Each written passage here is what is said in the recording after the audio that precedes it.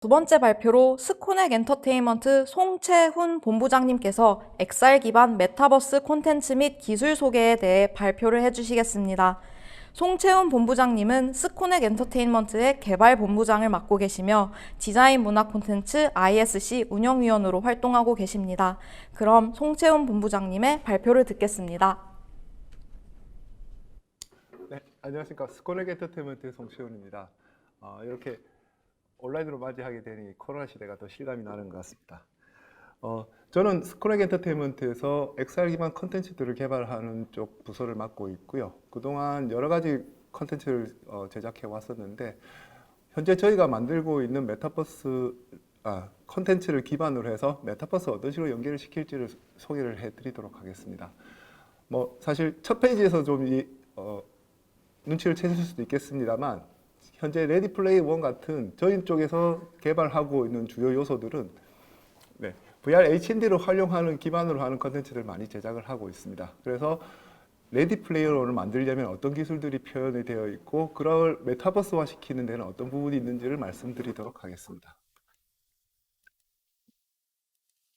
첫 번째, XR 컨텐츠라고 정의되는 부분들이 있는데요. 그동안 사실 많은 분들이 XR이라는 컨텐츠에 대해서 많은 정의들을 내려왔습니다.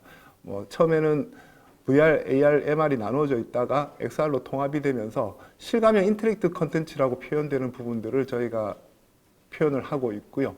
이러한 부분들이 여러 분야에서 각 제조라든지 유통이라든지 마케팅 광고라든지 게임이라는 분야에서 다양하게 사용이 되어지고 있습니다.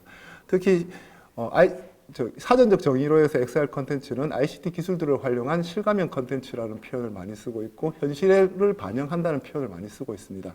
이러한 실감형 인터랙티브 컨텐츠를 완성하기 위해서는 물론 컨텐츠 자체도 중요합니다만은 컴퓨터라든지 웨어러블 디바이스 그리고 모션 실루메트 등 그리고 센서 등 이런 여러 가지 하드웨어를 포함하는 전체적인 구조를 말씀드린다고 볼 수가 있을 것 같습니다. 지난 3월에 로블록스의 성장 이후로 메타버스가 아주 큰 화두에서 국내에서 많이 시사가 되고 전 세계적으로도 조금씩 이제 올라오고 있는 것 같은데요. 미국 미래협회에서의 메타버스 로드맵을 보면 크게 네 가지의 기반 기술로 증강현실과 미러월드, 라이프로깅, 버추얼 가상현실 이렇게 네 가지를 크게 보고 있다고 봐주시면 될 것 같습니다. 이러한 부분들이 로블록스나 포트나이트는 사실 그 개발자분들은 자기들은 게임이라고 얘기하는 인터뷰도 저희가 보기는 했습니다만 저희가 성공 사례로서 가장 많이 회자되는 것들이 이런 로블록스나 국내에서는 제페토 이런 부분들이 있다고 볼 수가 있을 것 같습니다. 그리고 작년에 미국 대선 때에는 바이든이 나와서 닌텐도의 모여라 동물의 숲에 나와서 선거 캠프를 차리고 소통을 하기도 했었죠. 이러한 분위기를 봤을 때 메타버스를 첫 번째로 규정하는 것들은 다중 접속이라고 볼 수가 있을 것 같습니다. 많은 사람들이 한 군데에 모여서 서로의 커뮤니케이션을 진행하는 부분이 있을 거라고 보여지고요. 두 번째는 거기에서 일어나는 인터랙티브한 요소들을 갖다가 포함하고 있어야 된다고 보여줄 수가 있습니다. 사실 로블록스나 포트나이트가 기본적으로는 게임을 기반으로 하고 있고요. 포트나이트 같은 경우는 배틀로얄 기반의 싸움이 있다가 그 안에 이제 다른 모드를 하나 만들면서 그 유즈맵을 구현하면서부터 이제 조금 메타버스에 가까운 형태로 해서 지금 현재 메타버스의 어떤 사례로서 얘기가 되고 있지 않나 생각이 듭니다.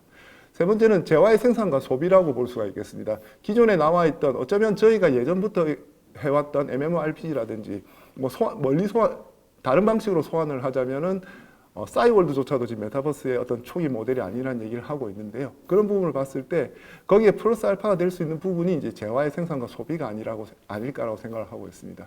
기존 우리가 현재 영위하고 있던 곳에서 유저가 어떤 특별한 컨텐츠 내에서의 어떤 아이템이라든지 혹은 스킨이라든지 걸 만들어서 업로드를 할 수 있는 제공을 하고 있는 그러한 어떤 현재 컨텐츠들이 좀 더 메타버스에 가깝게 사례로서 소개가 되고 있지 않나 보고 있고요. 어떤 분들은 이제 이 메타버스가 결국 넥스트 인터넷이 될 것이다 라고 표현을 하고 있습니다. 기존에 있는 어떤 앱들이 그러니까 어플리케이션 형태로 제공이 되면서 형태로 제공이 되었다면 이런 메타버스는 플랫폼을 향해서 나아가고 있는 것으로 보여지고 있고요. 이러한 플랫폼의 형태가 됐을 때 이 플랫폼의 강자들은 글쎄요. 기존에 나와 있던 인터넷의 강좌들이 조금 더 유리한 위치를 점유하고 있지 않을까 싶습니다.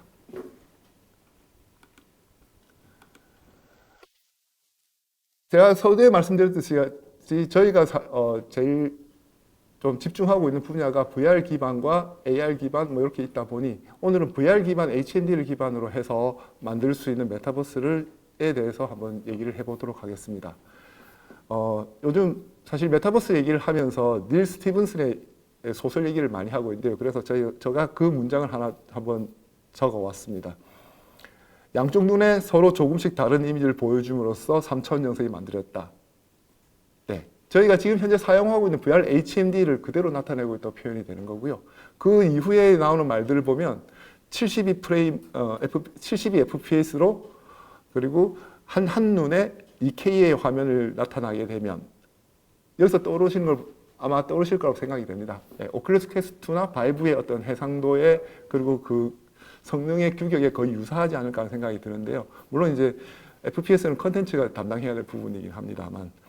그래서 이러한 VR HMD는 뭐 닐 스티븐슨 소설부터 시작해서 2012년에는 너브기어라고 하는 이 뇌를 활용하는 이런 소드아트 온라인 같은 컨텐츠 그리고 레디 플레이 원을 통해서 많은 분들한테 VR HMD의 미래에 대해서 얘기를 하게 되었죠. 그 이전에도 사실 뭐 여러 가지 영화들이 있었습니다. 뭐 공각기동대라든지 뭐 그런 영화들이 있었고요. 지금 현재 그래서 저희가 생각하고 있는 메타버스는 레디 플레이 원을 레디 플레이 원에 좀 더 가까이 영화에서 보여주는 영상에 좀 더 가까이 다가가기 위한 형태로 진행을 해보고자 합니다. 첫 번째는 HMD입니다. 오큘러스 퀘스트가 작년 말부터 해서 판매를 시작을 했는데요. 들리는 얘기로는 약 거의 300만 대가 팔렸다고 합니다. 아주 저희가 컨텐츠 제작하는 회사 입장에서는 아주 고무적인 얘기가 아닐 수가 없는데요. 이러한 컨텐츠가 이제 1000만 대가 도달하는 순간이 온다면 조금 어떤 생태계 그 자체로 생태계가 이루어지지 않을까라고 기대를 하고 있습니다. 그다음 바이브 HMD가 있는데요. 바이브 HMD는 현재 여러 가지 버전들이 업그레이드 되면서 조금씩 나가고 있고 거기에 밸브에 관련된 부분들은 뭐 차후에 다시 한번 얘기를 하도록 하겠습니다. 그다음 홀로렌즈와 애플 글라스입니다. 사실 이 부분을 제가 VR HMD를 얘기를 하기로 하고 넣은 이유는 사실 저희가 생각하는 메타버스의 미래를 한 번 더 고민을 해볼 때 레디 플레이 원을 좋아하시는 분도 있겠지만은 아이언맨을 추구하시는 분도 있으리라 생각이 돼서 이러한 부분들을 같이 한번 얘기를 해보고 싶었고요. 그래서 이러한 HMD를 기반으로 해서 그 다음부터는 그럼 레디 플레이를 구현하기 위해서 어떤 기술들이 들어가야 될까를 보여줄 수 있다고 보여집니다. 첫 번째는 핸드 트래킹입니다. 여기 오큘러스에서는 핸드 트래킹을 통해서 손을 추적할 수 있는 기술을 이미 구현을 해내고 있고요. 홀로렌즈에서는 이제 제스처를 활용해서 여러 가지 인터페이스를 진행을 할 수 있도록 되어 있습니다. 근데 다만 이제 한 가지 좀 부족한 부분, 아쉬운 점이 있다면 우리는 사실 VR HMD에서 늘 얘기할 때 혹은 VR 컨텐츠를 얘기를 할 때 VR의 미래를 얘기를 할 때 이런 얘기를 하고 합니다. 사람이 현실에서 행하는 행위가 그대로 가상현실에 반영되는 것을 추구하는 것이 가장 가상현실에 가장 알맞는 길이다라고 표현을 하는데요. 이 핸드트랙 기술의 현재에서 조금 아쉬운 부분은 그 HMD 밖으로 손이 벗어난 경우는 추적이 불가능한 부분이겠죠. 이러한 부분들까지 현실에서 우리는 손이 뒤로 가든 앞으로 가든 상관없이 손을 움직일 수가 있는데 시선의 영역의 밖을 벗어나면은 이제 추적이 안 되는 부분에 좀 아쉬운 부분이 있었습니다. 그래서 나온 것들이 이러한 이제 VR 글러브라고 표현하는 것들인데요. 뭐 몰리션이라든지 마누스라든지 야마하라든지 여러 다양한 형태의 글러브들이 제공되고 있습니다. 이 안에서 뭐 육축 자이로 센서를 이용하는 경우도 있고 뭐 다양한 소프트 센서들을 활용해서 손가락을 추적을 하고 있는데요. 저희가 현재 개발하고 있는 컨텐츠에 이러한 VR 글러브들 장갑을 착용을 하고 거기에 뭐 바이브를 활용하고 있는 트래커를 달아서 위치를 추적하기도 하는 형태로 제공을 하고 있습니다. 현재 사용하면서 조금 아쉬운 부분들은 이제 노이즈가 좀 끼는 부분들이 있는데 이 노이즈 분들은 뭐 점점점 해결이 되리라고 기대를 하고 있습니다. 다음 이제 최근에 이 햅텍스에서 나오는 영상들을 보셨는지 모르겠습니다만 드디어 촉각에 대한 부분들에 대해서 여러 가지 얘기들이 나오고 있다고 봐주시면 되고, 상용화되는 제품들이 하나씩 출현을 하고 있다고 보여주시면 될 것 같습니다. 물론 이제 그 이전에도 테슬라 슈트라든지 뭐 여러 가지 다양한 장갑들이 보여지긴 했는데요. 관련된 영상들을 보시면 아시겠지만 이 영상에서 손가락 끝에 압축 공기를 활용해서 촉감을 지향하고 가상현실 공간 내에서 물건의 형상을 파악을 해서 그 촉감을 만질 수 있도록 해준다는 부분들이 참 좋았던 것 같고요. 그리고 이제 테슬라 슈트나 혹은 이런 햅틱스의 슈트 방 형태도 몸 안에 여러 가지 전기 자극을 주는 형태라든지 혹은 다른 다양한 기술들을 활용해서 이 햅틱 슈트 내에서 모든 것을 실제로 일어나는 어떤 충격이나 이런 부분들을 해결할 수 있는 부분들을 보여줄 수 있다는 부분에서 참 고무적이라고 보고 있습니다. 이러한 촉각 기술들이 더 추가가 된다면 현재 VR HMD가 가지고 있는 시각과 청각을 지배해 촉각이 플러스되면서 좀 더 많은 좀 더 유사한 경험들을 제공할 수 있리라 생각이 됩니다. 다음 BCI로 불리우는 브레인 인터페이스입니다. 2017년 시그라프에서 뉴러블에서 한번 크게 시연을 해서 호평을 받은 적이 있었는데요. 사람의 뇌파를 활용을 해서 가상현실 내에 물건을 이동시키는 형태의 게임을 만들었었습니다. 그 당시 이러한 기술들이 올해 초 드디어 밸브에서 오픈BCI와 연동을 해서 이러한 HMD를 만들겠다라는 얘기가 나왔습니다. 앞서 말씀드렸던 레디 플레이어원 형태도 있지만 사실 궁극적이라기보다는 이제 좀 더 기대가 되는 부분이 이런 뇌파를 이용하는 인터페이스인데요. 사실 앞서 말씀드린 것처럼 VR에서 사용한 현실의 행동이 그대로 반영되는 걸 추구하는 바는 그대로 유지하고 있습니다만, 이전 트레드밀 사례에서 보듯이 어떤 가상현실의 컨텐츠를 계속 진행하기 위해서 너무 체력적으로 소모되는 부분은 좀 힘든 부분이 있는 건 사실입니다. 그래서 각각의 컨텐츠의 특성에 따라서 오랜 시간을 해야 되는 경우에는 어쩌면 서서 하거나 앉아서 하는 것보다는 누워서, 저기 오픈BCI에서는 갈레아 프로젝트라고 하는 표현을 하는데, 저런 뇌파를 해서 편안하게 누워서 뭔가를 할 수 있고 뇌파로 어떤 게임을 진행을 한다면 좀 더 오랫동안 편하게 좀 즐길 수 있을까 하는 데서 사실 기대가 되고 있습니다. 여기에 토비가 아이 트래킹까지 여기에 기술을 같이 접목을 해서 밸브, 오픈BCI 그리고 토비가 같이 함께 이런 VR HMD를 만들어낸다고 하니 참 기대가 되지 않을 수가 없습니다. 사실 이 BCI 기술은 약간 두 가지 방식으로 현재 진행을 하고 있다고 보고 있는데요. 바로 침수평 방식과 비침수평 방식 두 가지입니다. 우리가 봤던 그 공각기동되는 이런 방식은 침수평일 거고요. 현재 밸브에서 보여주는 어떤 시제품 형태에 보였을 때는 비침수평 방식으로 보여줄 수가 있습니다. 이런 부분이 어느 정도 시점에서 한 번 더 크게 나올지는 모르겠습니다만 많은 기대가 되리라고 보여집니다. 다음은 디지털 휴먼입니다. 사실 그동안 어떤 게임과 관련된 컨텐츠에서는 다양한 형태의 아바타를 만들면서 다양한 형태의 아바타를 제공을 하고 있었습니다. 그리고 저희가 어떤 컨텐츠를 만들었을 때 이런 아바타 혹은 캐릭터에 대한 이슈들이 좀 있었던 게, 사실 그동안 만들었던 거는 물론 컴퓨터 사회의 문제, 그리고 최적화의 문제, 그리고 어떤 컨텐츠 지향성의 문제 때문에 다양한 형태의 캐릭터를 만들었는데요. 어떤 분들은 너무 CG 같다라는 표현을 하셨습니다만, 이제 디지털 휴먼이 좀 더 보편화가 된다면 그런 말씀은 이제 안 들을 수가 있는 시절이 오겠죠. 이 디지털 휴먼의 기술은 디지털 휴먼은 현재 가지고 있는 최고의 기술을 활용을 해서 최대한 사람에 가깝게 만드는 기술들이 주가 되었다면, 이번에 얼레레에서 메타 휴먼 크리에이터를 발표를 하면서 이러한 디지털 휴먼을 만들 수 있는 툴을 제공한다는 데서 또 하나의 다른 의미가 있다고 볼 수가 있을 것 같고요. 이러한 디지털 휴먼들이 AI나 이런 쪽으로 결합돼서 형태의 어떤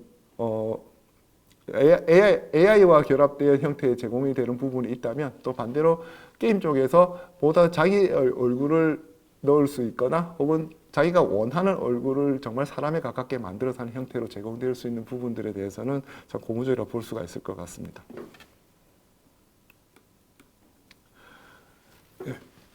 블록체인과 NTF 얘기를 안 할 수는 없겠죠. 앞서 제가 말씀드렸듯이 메타버스에 관련된 부분에서 한 부분의 중요한 부분을 차지하는 재화의 생산과 소비라는 부분이 있습니다. 결국 거기에 비즈니스, 즉 거래가 들어갈 수밖에 없는데요.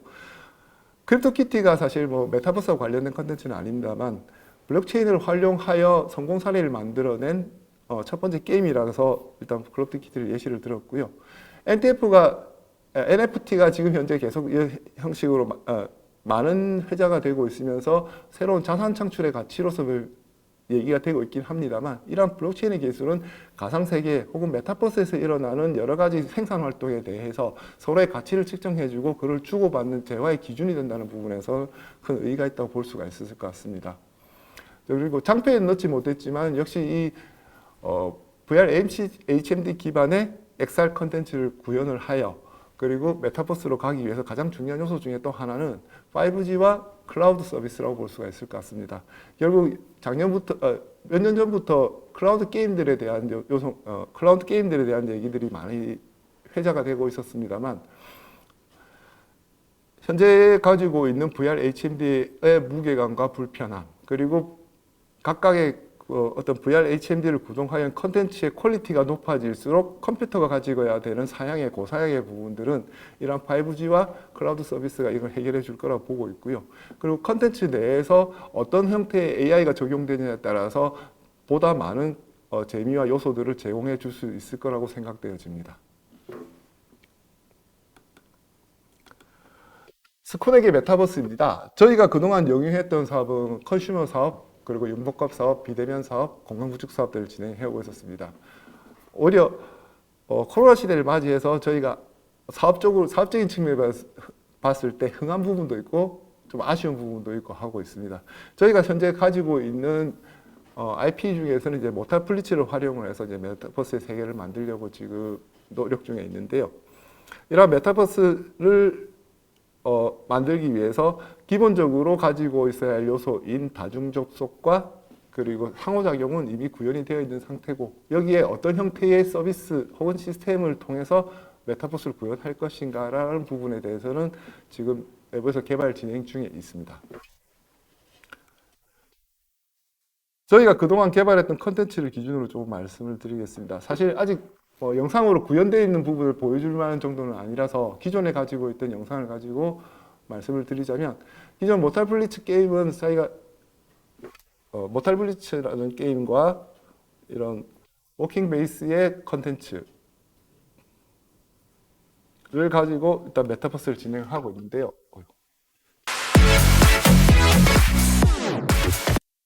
네.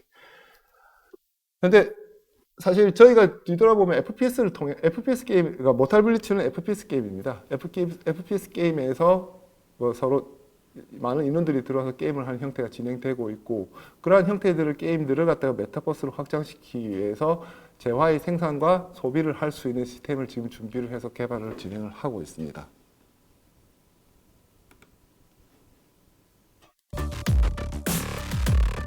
네. 다음은 훈련 사고 대응 훈련 쪽에서의 부분입니다. 이러한 부분들은 사실 코로나 시대를 맞이해서 원격에 대한 부분들의 요청이 있다고 좀 많이 보여진다고 보여주시면 될 것 같고요. 베이스는 워킹 베이스 기반으로 하고 있긴 합니다만, 이러한 워킹의 원격지에다가 각각의 워킹하는 룸을 두고 거기서 사람들이 다중 접속을 한 다음에 그 안에서 서로의 지휘를 받으면서 공간을 만들어낼 수 있고, 그 공간 내에서 일어나는 일들을 갖다 서로 공유할 수 있는 부분에서 일단 기본적인 어떤 다중 접속의 시스템을 가지고 있다고 봐주시면 될 것 같습니다. 여기에 이러한 어떤 디지털 트윈 쪽에서 말하는 공단이나 이런 부분들을 접목을 시키다면 이 부분도 메타버스의 확장이 가능하다고 보고 있어서 이쪽에 대한 부분도 방향성을 좀 보고 있습니다.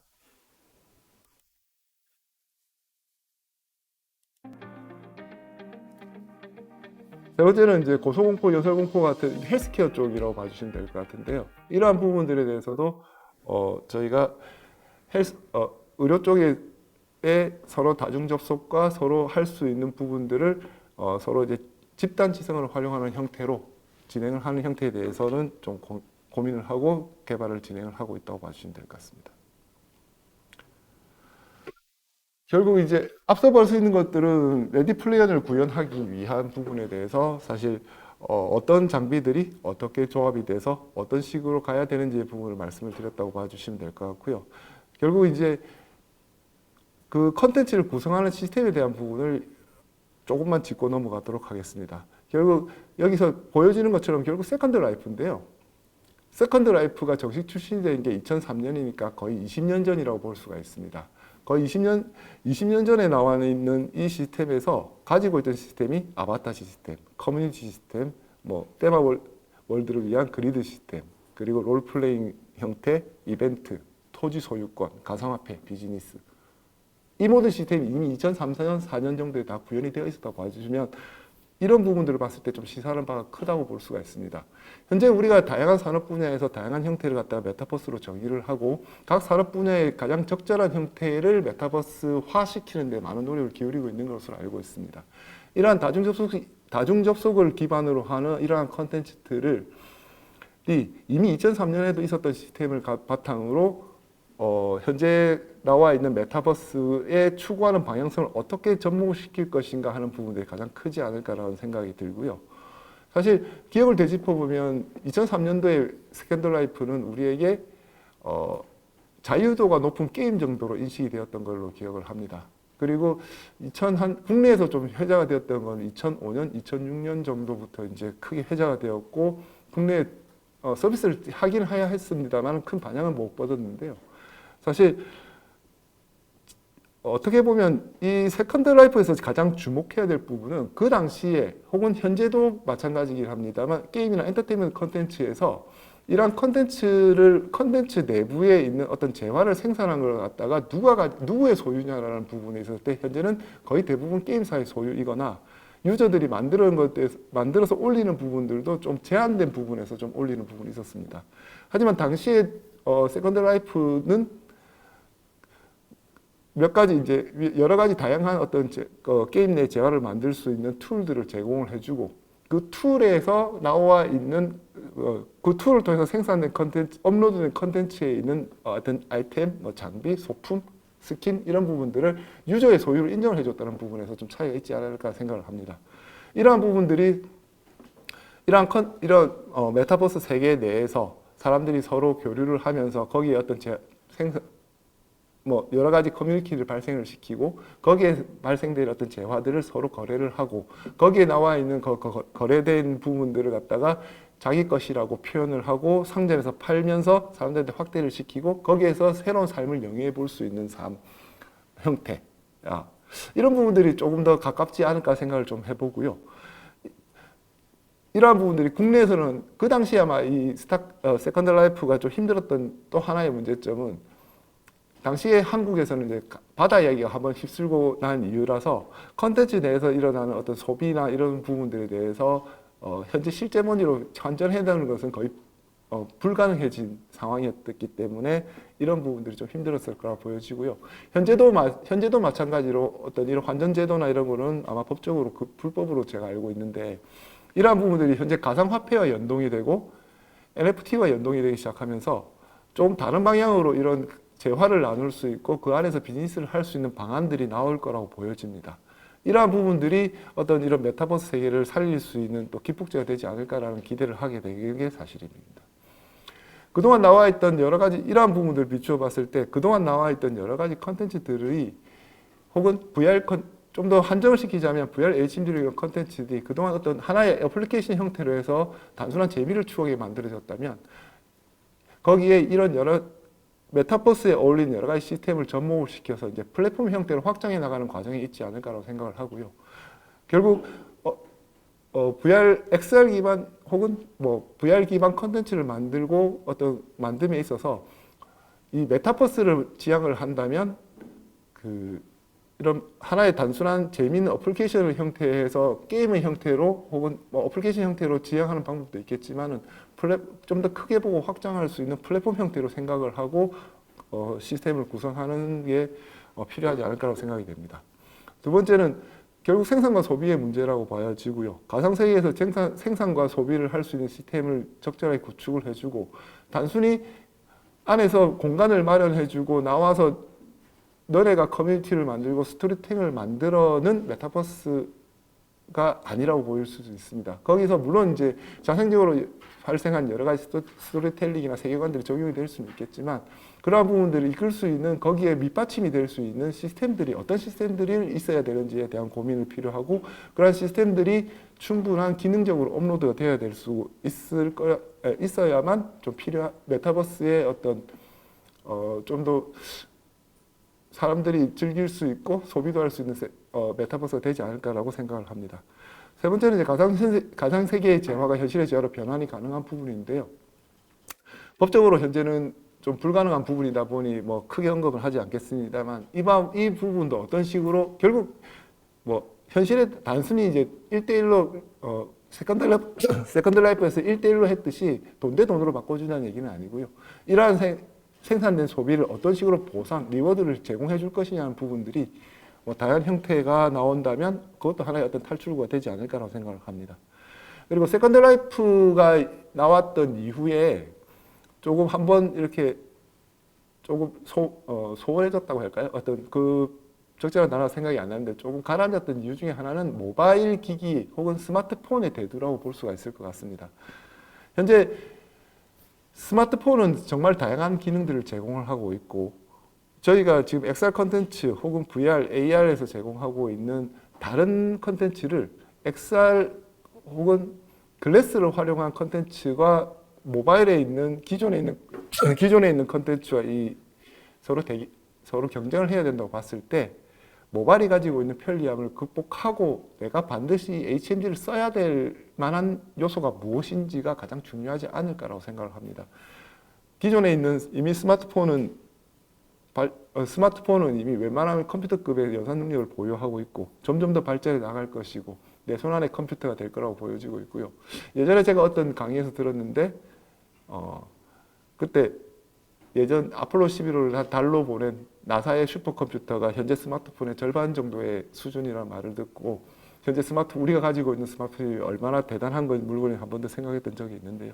그러한 부분들처럼 이런 모바일의 편리함을 극복할 수 있는 그 어떤 것이 이런 세컨드 라이프를 혹은 어나더 라이프 혹은 메타버스 공존할 수 있는 메타버스가 되지 않을까라고 생각을 듭니다.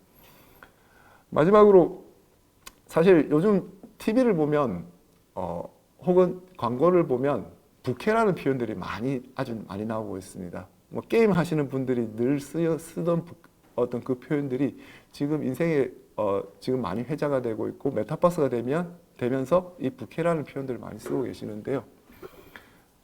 사실 우리가 현실의 삶은 내가 어떤 하나의 직업을 선택하는가 어떤 하나의 어떤 특정한 부분을 선택하게 되면 바꾸거나 하는데 많은 노력이 들게 마련일 것 같습니다. 어쩌면 이러한 메타버스에서 좀 더 상상할 수 있는 부분들이 새로운 인생, 새로운 삶, 혹은 새로운 어떤 재미 요소, 혹은 뭐 이런 부분들을 이 메타버스 안에서 새롭게 트라이 해볼 수 있는 그 어떤 근간을 제공하는 부분이 사람들한테 좀 더 와닿지 않는 생각이 들고요. 뭐 익명성 이런 것보다는 이제 나름 그 자기가 해보고 싶었던 거를 다른 얼굴로, 다른 모습으로, 다른 형태로 해보는 데 있어서 메타버스 가질 의의가 좀 있지 않을까라고 제가 몸담고 있는 분야에서는 생각을 하고 있다고 봐주시면 될 것 같습니다. 네, 이상으로 발표 마치도록 하겠습니다.